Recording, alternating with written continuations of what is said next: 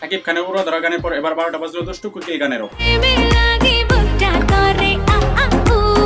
দুষ্টু কোকিল গানটি এমন ভাবে ভাইরাল হয়েছে, সকালে ঘুম থেকে উঠে দেখি আমার পাশের ঘরেও বাজতেছে, বাইরে গিয়ে দেখি চায়ের দোকানেও বাজতেছে, অফিসে গিয়ে দেখি আমার অফিসের বক্সেও একই গানটি বাজতেছে। দুষ্টু কোকিল গানটি এমন ভাবে ভাইরাল হয়েছে, আমার মনে হয় একজন টিকটকার এই গানের সাথে নাচতে বাদ যায়নি। এইটা কি কোনো কথা? আর ইউটিউবে ট্রেন্ডিং এ থাকা গানে দর্শন না করলে এদের পেটের ভাত হজম হয় না, হোক সেটা ভালো গান অথবা খারাপ গান। লাল করে দেবো, নোংরামি বার করে দেবো।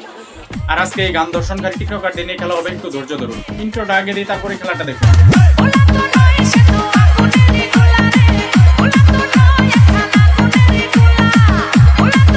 এমন একটা ট্রেন্ডিং এ থাকা গান শুধু টিকটকাররাই খেয়ে দেয় নাই, আমাদের হিরো আলম ভাই বাদরা এখানে এই গানের দর্শন করতে। শেষমেশ হিরো আলম ভাই এই গানটাকে দর্শন করে দিল। রায়হান রাফি পরিচালিত শাকিব খানের তুফান সিনেমা ভালোভাবে প্রভাব ফেলেছে বাংলা চলচ্চিত্র জগতে। আর এরকম ছবি ভবিষ্যতে আরো তৈরি করলে হয়তো বাংলা চলচ্চিত্র একটু হলেও সামনের দিকে এগিয়ে যেতে পারে।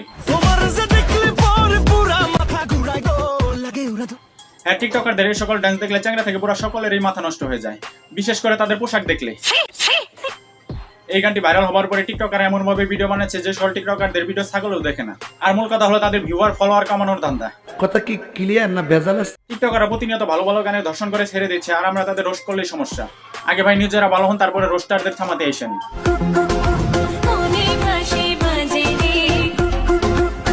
তাদের বংশগত স্লোমো না করলে তাদের তো আবার ঘুমই হবে না। সো এই সকল আজাইরা টিকটক বাদ দিয়ে ভালো কাজে লেগে পড়ুন।